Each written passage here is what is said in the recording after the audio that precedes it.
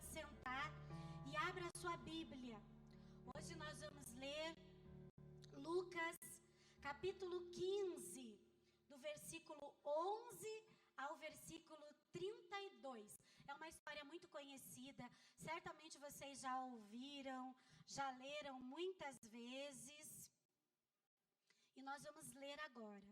Lucas, capítulo 15, do versículo 11 ao versículo 32.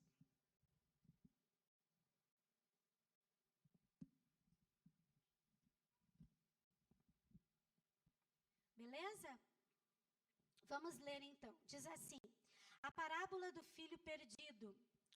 Jesus continuou: um homem tinha 2 filhos. O mais novo disse ao seu pai: Pai, quero a minha parte da herança. Assim, ele repartiu sua propriedade entre eles. Não muito tempo depois, o filho mais novo reuniu tudo o que tinha e foi para uma região distante.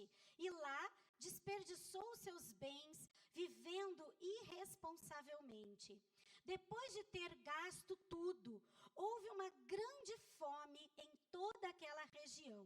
E ele começou a passar necessidade.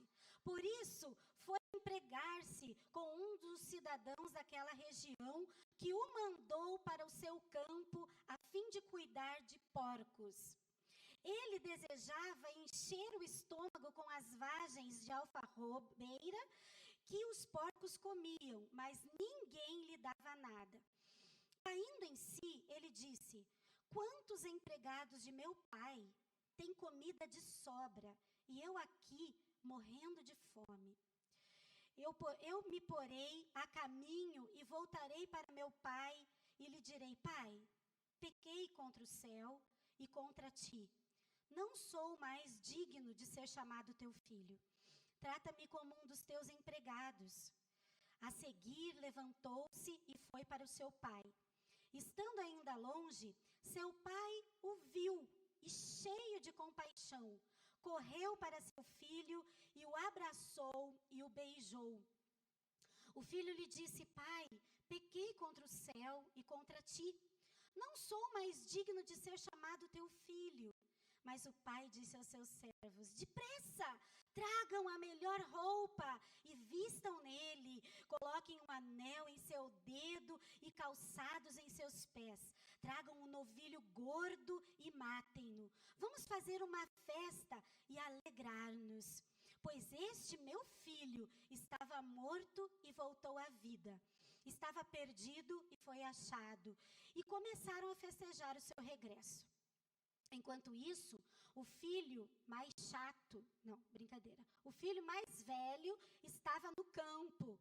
Quando se aproximou da casa, ouviu a música e a dança. Então chamou um dos servos e perguntou-lhe o que estava acontecendo. Este lhe respondeu: seu irmão voltou e seu pai matou o novilho gordo porque o recebeu de volta são e salvo. O filho mais velho e chato encheu-se de ira e não quis entrar. Então seu pai saiu e insistiu com ele. Mas ele respondeu ao seu pai: olha, todos esses anos tenho trabalhado como escrava ao teu serviço e nunca desobedeci às tuas ordens, mas tu nunca me deste nenhum só cabrito para eu festejar com os meus amigos. Mas quando volta para casa esse seu filho, que esbanjou os teus bens com as prostitutas, matas o novilho gordo para ele. Então vem o mais lindo de tudo, diz assim: disse o pai: meu filho, você está sempre comigo, e tudo que eu tenho é seu. Mas nós tínhamos que celebrar a volta desse irmão e alegrar-nos, porque ele estava morto e voltou à vida, estava perdido e foi achado.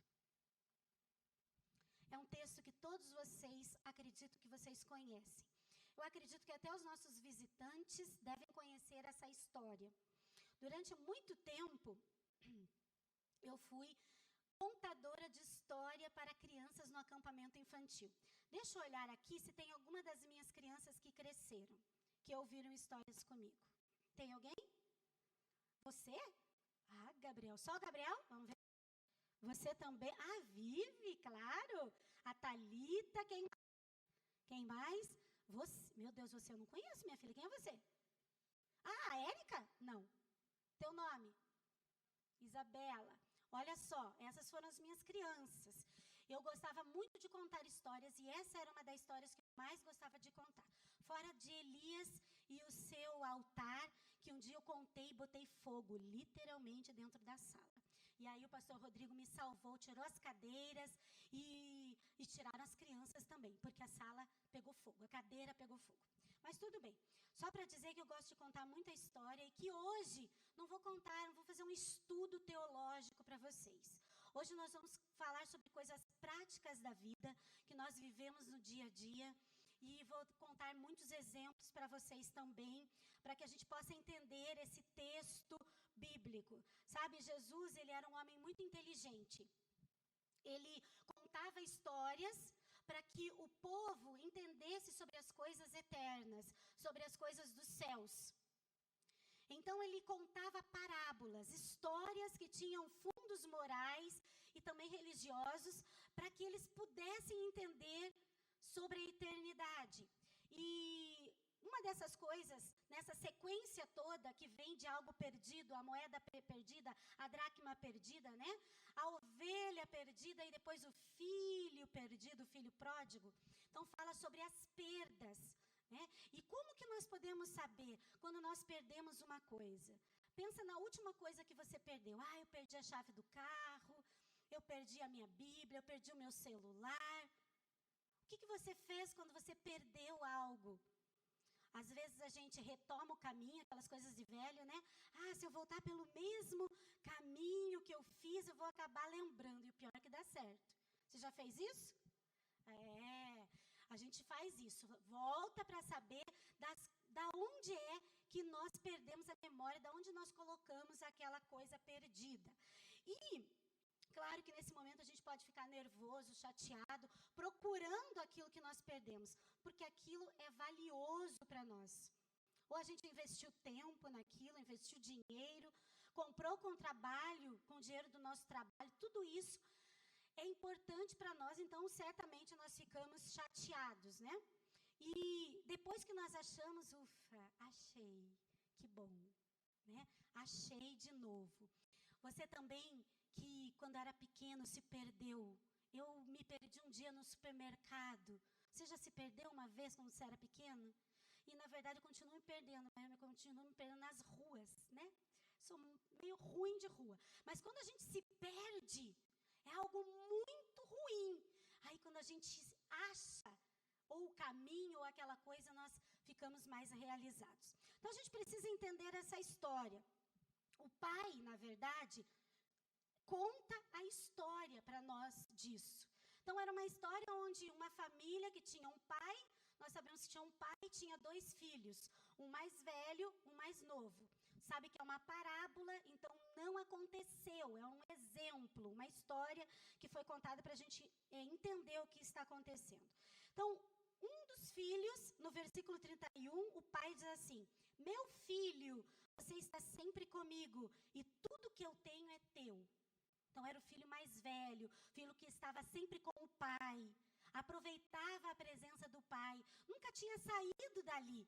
O que o pai pedia para ele fazer, ele fazia. Então ele aproveitava a presença do pai. O outro, também no versículo 31, o pai fala desse menino, do menino mais novo. Mas nós tínhamos que celebrar a volta desse teu irmão e alegrar-nos, porque ele estava morto e voltou à vida, estava perdido e foi achado. Como nós lemos em toda essa história, nessa divisão de bens, cada um fez a sua escolha. Filho mais velho decidiu ficar em casa e aproveitar a companhia do pai, também o seu dinheiro, mas o filho mais novo decidiu se mandar com o seu dinheiro. E essa escolha trouxe muitas consequências erradas para eles, para esse cara, como você já viu ali quando nós lemos, sabe? Saber a nossa origem, saber como que o nosso pai e a nossa mãe nos desejaram, ou às vezes saber que eles não nos desejaram, saber da onde eu vim, como eu nasci. Isso é muito importante para a nossa história como gente. Às vezes a gente pergunta: você sabe o significado do seu nome? Eu não sei.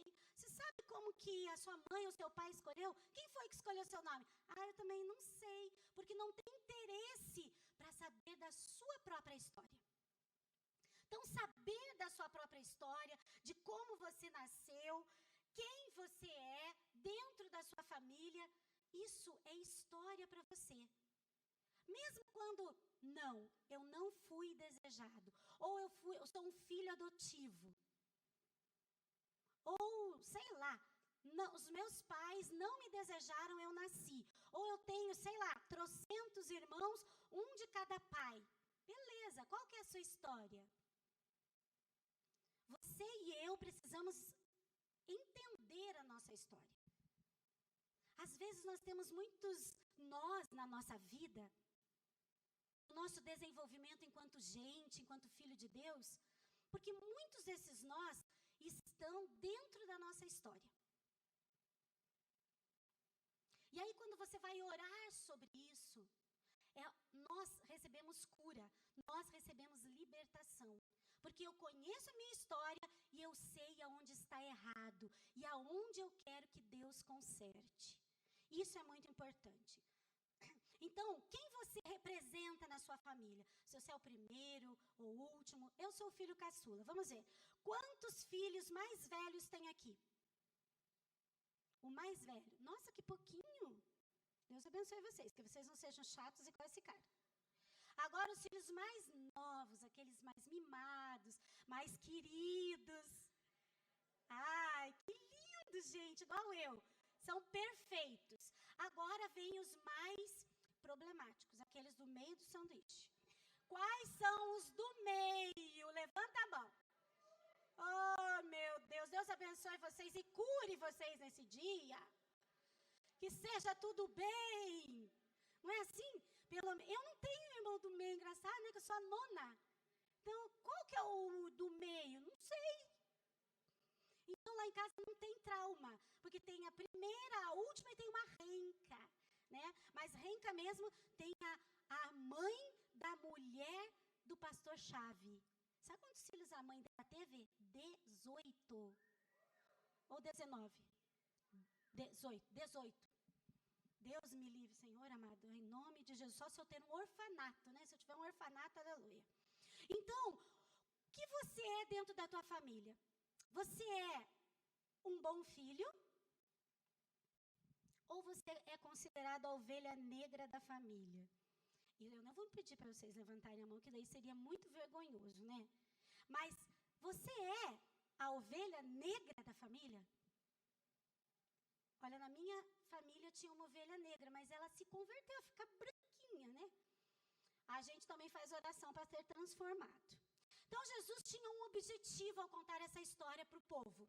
O objetivo é que Jesus andava com pessoas esquisitas, com os marginalizados, com os fariseus, com os saduceus, com os religiosos da época, com as facções religiosas, vamos dizer assim. Andava com os samaritanos, que era uma raça impura, misturada e não prestava nos olhos dos judeus. Ele andava com essas pessoas e muitas críticas vieram em favor dele, de Jesus. E nesse momento, Jesus entra com essa parábola para ensinar aquele povo sobre esse assunto. Então, qual era a principal, no meu ponto de vista, qual é o principal problema desse filho mais novo que decidiu largar tudo e sair fora? Porque esse filho mais novo, me parece que ele tinha as mesmas coisas que o filho mais velho. Ele tinha o amor do pai, ele tinha a atenção do pai, ele tinha dinheiro. Gente, ele tinha até empregados que ele podia mandar. Ele tinha tudo, mas simplesmente ele resolveu pegar tudo que ele tinha e saltar para fora da família. fazer do meu jeito. E é assim que eu vou fazer. E ele se deu muito, mas muito, muito mal. E para mim, o principal problema dele foi que ele teve uma crise de identidade muito séria. Ele não aguentou e saiu fora. E esse é um dos maiores problemas daquele que é vivo, que respira. Crise de identidade. Sabe que ele não sabia, na verdade, quem ele era na sua família. Ele não sabia a sua importância. Ele não sabia quem ele era. Ele fugiu de tudo isso porque simplesmente ele não tinha ideia do que ele era para o seu pai. E com tudo isso ele se deu muito mal. Nós lemos ali que quando ele cai em si, quando ele vê todo sujo, metido com os porcos, comendo comida de porco. Gente, alguém comeu comida de porco aqui? Por mais fome que alguém tivesse passado, você comer a comida de porcos. Ele estava numa situação tão humilhante, que quando ele cai em si, ele diz, calma aí, qual é a minha identidade? Peraí, de quem que eu sou filho?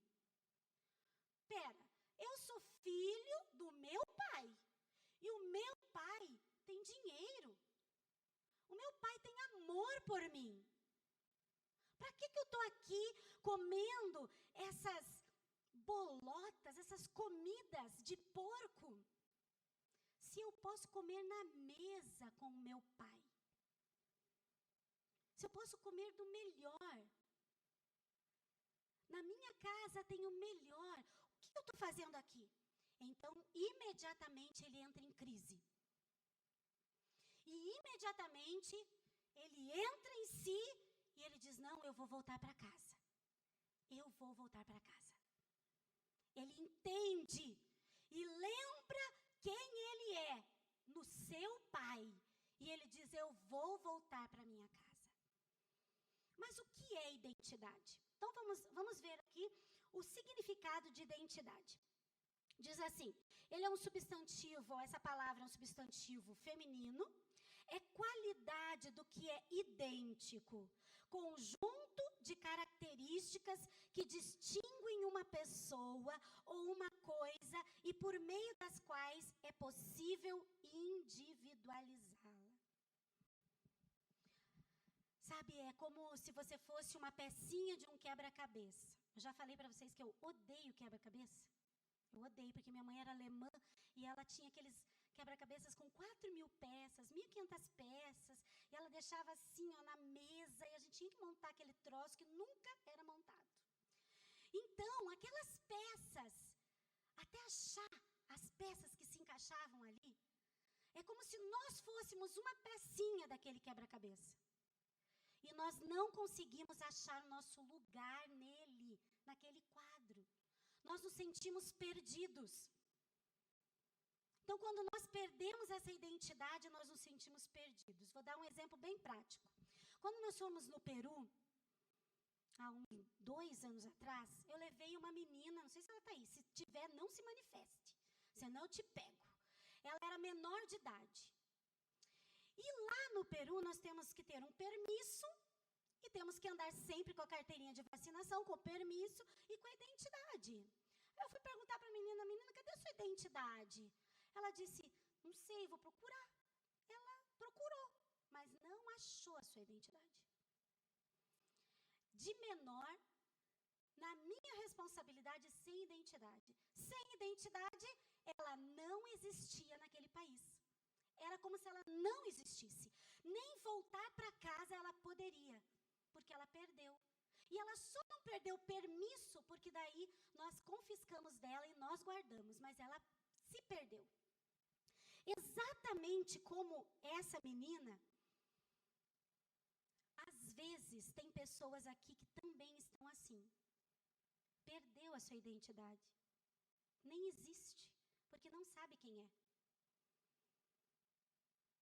Naquele dia que essa menina perdeu a identidade, nós tivemos que ir até a embaixada do Brasil e provar que ela existia.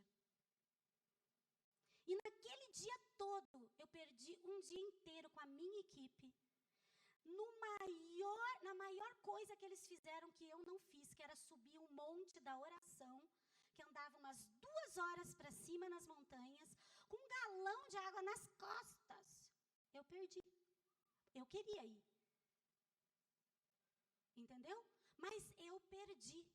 Sabe, quando nós temos essa crise de identidade, quando nós não sabemos, nós perdemos muitas coisas. Muitas coisas. Nós perdemos amigos, nós perdemos pessoas que nós amamos na família, nós perdemos oportunidades, nós simplesmente perdemos essas coisas. Nós perdemos muito tempo de vida quando nós não sabemos quem nós somos. Isso é terrível.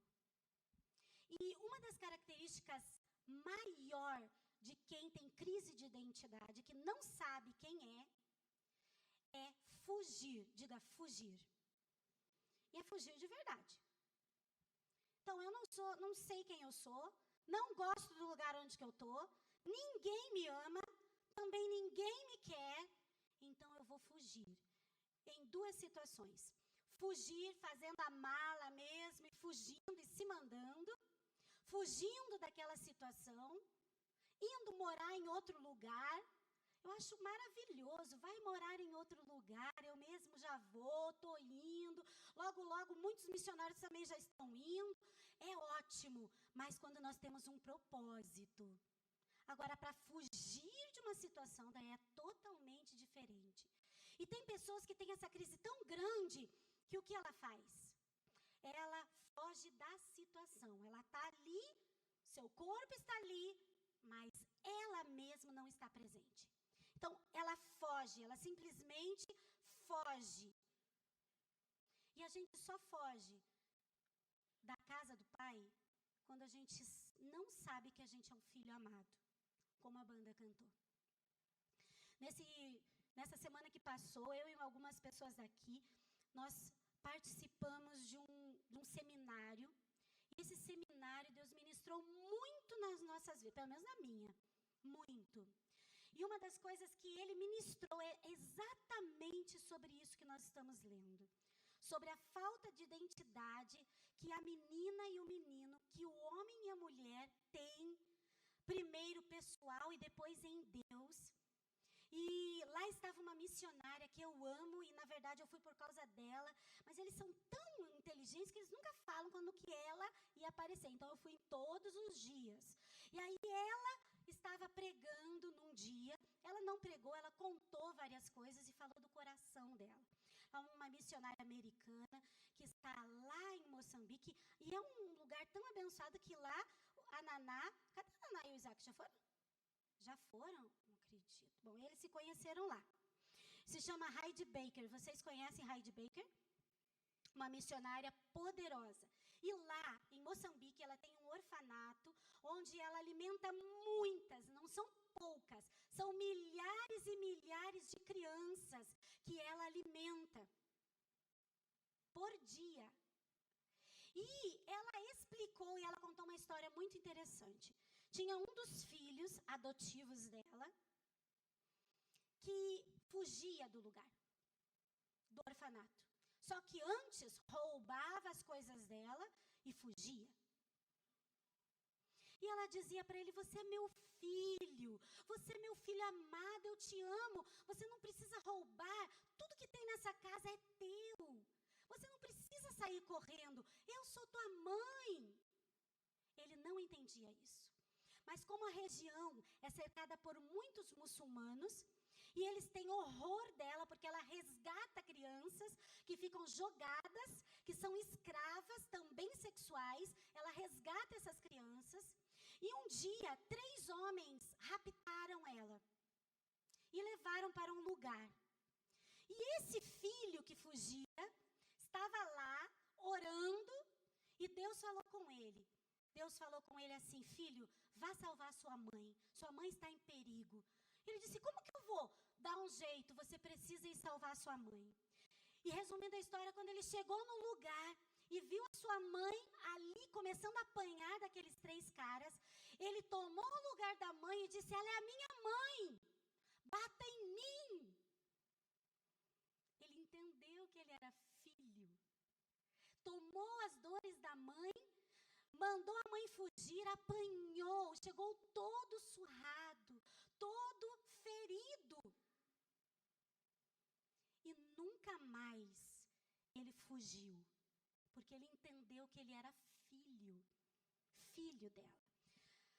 Outro exemplo que nós podemos dar, nós temos tantas crianças que são adotivas dentro da igreja. Quem sabe você é um filho adotivo, que você pode mudar a sua história. A minha mãe era uma filha adotiva, mas uma mãe maravilhosa. Mas como ela era adotiva, ela tinha um relacionamento terrível com a sua mãe. E ela nunca entendia o desamor que ela recebia da mãe adotiva. Até que um dia, o pai encontrou ela. Até que um dia, ela encontrou o pai. E Deus mudou toda essa situação. Uma das histórias mais lindinhas é dos filhos do pastor Bira. Vocês conhecem os filhos do pastor Bira? São 3. E o mais velho sempre dizia para a sua mãe: mãe, eu quero voltar lá no lar. Eu quero ir lá. Eu quero ver meus amigos. E todo dia era a mesma coisa. E ela levava às vezes para que ele pudesse ver. Mas aquilo chateava a mãe que adotou o filho. Então um dia ela chegou para ele e disse assim: filho, por que você pergunta tanto sobre o lar? Você não é mais daquele lar. Você é o meu filho. E ele disse: mãe, eu não posso esquecer do lugar onde que eu nasci. Mas eu quero aproveitar e fazer uma pergunta para você. Aí ele perguntou para a mãe: mãe, por que você demorou tanto para ir me buscar? Você foi me buscar quando eu tinha 4 anos. E ela respondeu: filho, se eu fosse buscar antes, eu não ia ter também o seu irmão mais novo. Era o bebezinho. Aquilo foi tão resolvido dentro dele que ele entendeu: eu sou filho, pronto. Não preciso mais perguntar. Eu sou filho. Quantos de vocês visitam a Casa Lar ou a Casa Abrigo, junto com a Ana e com a Priscila? Estão lá atrás, ó. Fiquem de pé para eu ver, por favor. Todas as pessoas que fazem as visitas, junto com a Priscila e com a Ana. O Alisson, aqui, ótimo, muito bem. Muito obrigada, pode sentar. Eles poderiam falar muito mais disso que eu estou falando. Da necessidade de saber de quem ele é filho. E às vezes você está aqui e você é um filho adotivo de Deus, mas você não se sente assim. Você não se sente, você se sente abandonado. Então eu quero ler algo para vocês que a Larry cantou hoje. Abram em Mateus, capítulo 3, dos versículos 13 e 17. Mateus, capítulo 3, do 13 ao 17. Diz assim: então Jesus veio da Galileia ao Jordão para ser batizado por João Batista. João, porém, tentou impedi-lo, dizendo: eu preciso ser batizado por ti, e tu vens a mim? Respondeu Jesus: deixe assim por enquanto. Convém que assim façamos, para cumprir toda a justiça. E João concordou. Assim que Jesus foi batizado, saiu da água, e naquele momento o céu se abriu, e ele viu o Espírito de Deus descendo como pomba e pousando sobre ele. Sobre ele é sobre Jesus, não sobre João. Então uma voz dos céus disse: este é o meu filho amado, de quem me agrado. Deus estava dizendo isso a Jesus que estava ali. Mas hoje, eu e você somos filhos amados do Pai. Você tem coragem de dizer: eu sou filho amado de Deus. Diga, eu sou filho amado de Deus. E você precisa entender isso, que eu sou filho amado de Deus e Ele se alegra conosco, sabe? Ele se alegra com a nossa vitória. Ele se entristece tanto quando nós erramos, mas quando nós pedimos perdão, quando nós abandonamos as coisas erradas, Ele se alegra. Sabe, Ele se alegra quando você serve a Ele aqui na casa. Ele se alegra quando você dá a tua vida para servi-lo. Ele se alegra quando você segura a salva e passa. Ele se alegra quando você canta ou quando você toca. Ele se alegra quando você faz uma ligação durante a semana para aquele visitante que você está cuidando. Ele se alegra com as mínimas coisas que você faz. Mas sabe o bom de tudo isso? É que Ele se alegra de verdade com aquilo que você é para Ele. Por mais que eu tente, eu vou fazer, o Eliel falou muito disso, eu vou fazer, eu vou trabalhar, eu vou fazer. E muitas vezes o que nós fazemos nem está agradando Ele. Não é o fazer, mas é o estar com Ele. Muitas pessoas aqui, hoje, estão perdidas, eu sei. E estão se sentindo assim, Ele não me vê. Ele não me vê. Ele não sabe quem que eu sou. Eu vou te dizer uma coisa. Você está errado. Isso é mentira do inimigo na sua vida. Porque quem não sabe quem é Ele, é você. Ele sabe tudo da sua vida. Tudo. Ele vê você. E o que eu amo, quando Deus me leva uma pessoa a dizer isso, olha, Deus está te dizendo que Deus te vê. E quando Ele está dizendo assim, Deus te vê, eu te vejo, é porque Ele está dizendo, eu sei quem você é. Eu sei exatamente o que você é. Não importa como você começou, mas o que importa é como vai terminar toda a tua história. Se você começou errado, conserta, siga em frente, porque melhor são os fins das coisas. É o fim das coisas do que o começo. E nós vamos ler 2 trechos da Bíblia. Um está em Jeremias, capítulo 1, versículo 4 e 5, e outro está em Salmo 139, do 13 ao 16. Meus 2 amigos vão ler aqui. E nós vamos prestar atenção, porque isso é Deus que está falando dentro do seu coração, aquilo que você é para Ele. Vem cá, Carol, e vem o Guido.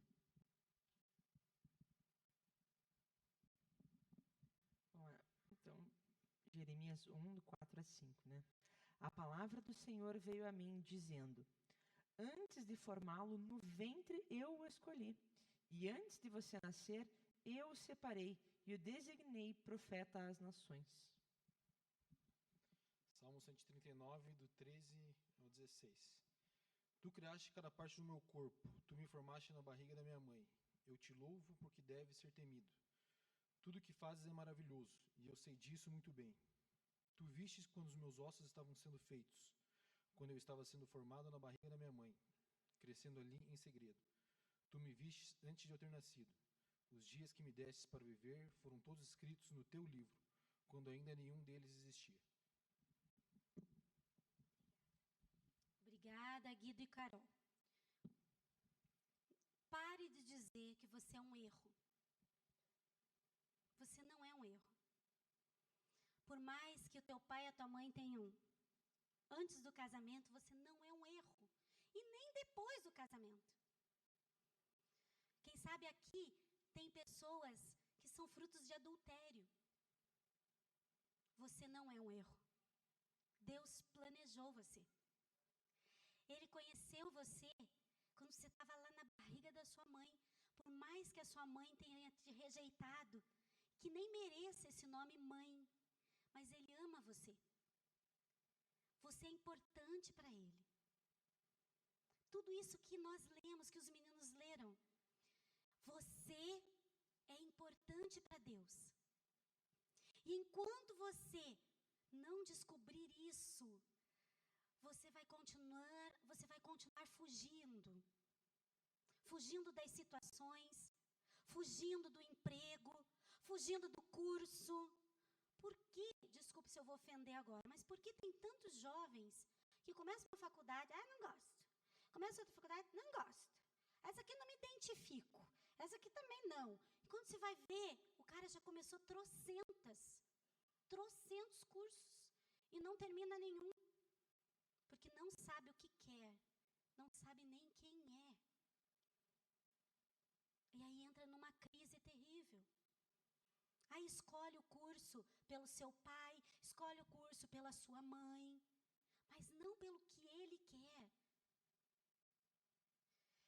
Qualquer uma dessas situações que nós falamos, Deus pode resolver, Deus pode solucionar. Não tem nada, absolutamente nada, que Ele não possa solucionar. Mas nós temos que querer. E algumas coisas que nós podemos falar. De que qualidades deste pai que nós lemos na Bíblia você está precisando neste momento? Agora eu quero que você abra os seus ouvidos, porque é aplicação para a sua vida. Então, se aquiete e preste atenção em você.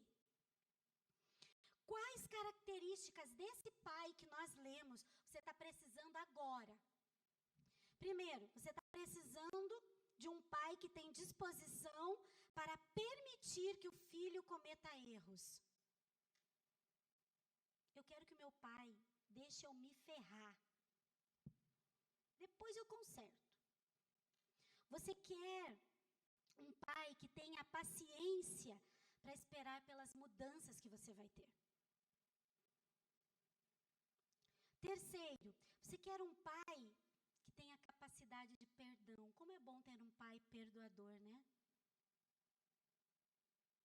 Que quando você é criança, você pode quebrar um vaso precioso dele e dizer, pai, fui eu que quebrei. Não foi o meu irmão e também não escondeu os cacos debaixo do tapete. Isso aconteceu comigo. Você quer um pai que tenha compreensão para lidar com seu filho. Um pai compreensivo com você. Você quer um pai que tenha capacidade de celebrar a vida com você. De celebrar as vitórias. Pai, eu passei. Não é na federal. É em outra faculdade. Que legal, meu filho. O importante é que você passou. Não é assim, mas não é na federal, né? Eita, pai chato, Deus que me perdoe. Trocando. Então, qualquer uma dessas situações, Deus pode mudar. Só que só tem uma condição. E eu acho que só tem uma solução para tudo isso. Tem que começar por você. Meu pai é um chato, meu pai é um velho, meu pai não compreende. Tem que começar por você. A mudança nunca começa na outra pessoa. A mudança começa em nós. Diga, a mudança começa em mim. Enquanto você não mudar, enquanto eu não mudar, a minha situação não vai mudar. Por mais que tenha muitas pessoas envolvidas, tem que começar por mim. E eu quero que agora você reflita em algo. Em relação ao seu relacionamento com Deus. Onde você se encontra agora? Presta atenção. Na sua relação com Deus. Onde você se encontra agora? Eu nunca saí de casa, que é o meu caso. Nós não estamos falando de casa a casa, nós estamos falando da casa do Pai, aqui, da igreja. Nós estamos falando do relacionamento com Deus. Nunca saí de casa. Estou em casa, mas me sinto tentado a ir para uma região distante. Você está aqui, mas qualquer convitinho para um negocinho, você já está lá. Estou na região distante, procurando me divertir. Eu estou procurando ansiosamente voltar para casa, mas eu não sei o que vou esperar. Você já experimentou do que é ser filho do Pai? Quem sabe você está distante, você quer voltar, mas quem sabe você tem medo. Medo do que os outros vão falar, medo do que os outros vão pensar. Eu vou te dizer, os outros foram te buscar onde você estava perdido? Então os outros não merecem a tua preocupação. Simplesmente volte.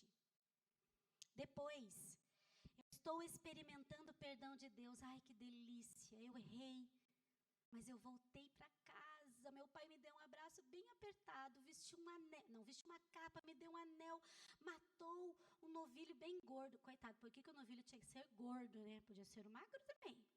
Matou um novilho bem gordo e fez para mim uma festa. Eu estou experimentando o perdão de Deus. E a última é, eu estou começando a perceber que eu estou cuidando de porcos.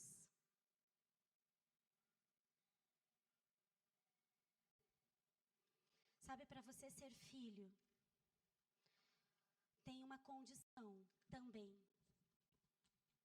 E não tem esse papo assim, eu nasci na igreja, cresci na igreja, sou da igreja, eu aceito Jesus todo dia, isso é papo. Em Romanos 10:9 diz assim, se você confessar com a sua boca que Jesus é o Senhor e crer em seu coração que Deus o ressuscitou dos mortos, será salvo. Então há uma condição para nós sermos filhos de Deus e para nós sentirmos esse amor, que é confessar com a nossa boca e é crer com o nosso coração. Crer lá dentro que o Senhor Jesus, Ele é vivo, Ele é verdadeiro. Quem sabe você veio hoje pela primeira vez e você começou a entender esse processo de ser filho de Deus. E você quer hoje dizer assim, Jesus, entra no meu coração, eu quero confessar com a minha boca e quero que você seja o meu pai, que Deus seja o meu pai. Quem sabe você nunca fez isso. Eu quero que você faça hoje, se você quiser. E eu vou te ajudar, não vou te chamar aqui na frente. Vou pedir para que você coloque a mão no seu coração. Não vai ficar de pé, só coloca a mão no coração. Eu quero orar com você. Isso, pode colocar. Isso, coloque a mão no coração, feche os seus olhos. E você vai repetir comigo essa oração. Diga assim, Senhor Jesus, eu te aceito hoje como Senhor e como Salvador da minha vida. Perdoa-me por todas as coisas erradas que eu fiz e escreve o meu nome no livro da vida, porque a partir de hoje eu sou seu filho. Eu oro em nome de Jesus. Amém?